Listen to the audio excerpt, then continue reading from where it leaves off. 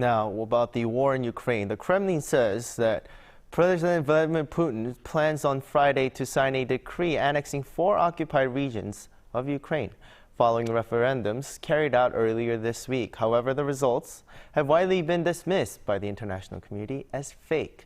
Hyo-sun has the latest. It's widely expected that Russia will announce on Friday the annexation of 4 Moscow-controlled regions of Ukraine, representing around 15% of Ukraine's total territory. Tomorrow, a ceremony to sign the agreements on the accession of new territories into the Russian Federation will take place in the Grand Kremlin Palace in St. George's Hall.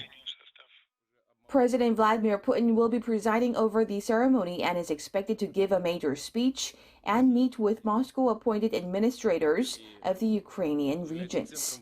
This comes as Ukraine and the West have strongly rejected the hastily arranged referendums in the Luhansk, Donetsk, Kherson, and Zaporizhia regions, held 7 months after Russia sent troops into Ukraine as, quote, illegitimate shams. Voting ultimately returned a result in favor of incorporating the areas into Russia.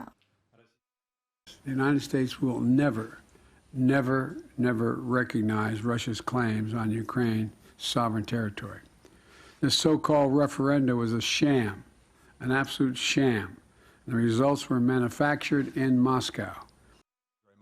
Biden also explained that Washington is working with allies on imposing new sanctions once Russia annexes areas of Ukraine.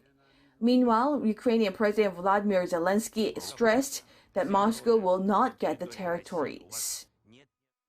Russia will not get any new territory from Ukraine. Russia will only join the disaster it has brought to the occupied territory of our country. He also stressed that Russia could avoid the most damaging consequences of its war against Ukraine, but to do so, he explained that President Putin had to be stopped. This comes as the EU announced new sanctions against Moscow, with Finland announcing that it will ban Russian citizens traveling with tourist visas from entering the country.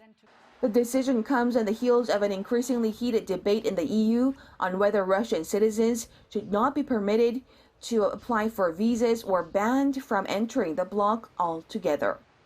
Hyo-sun, Arirang News.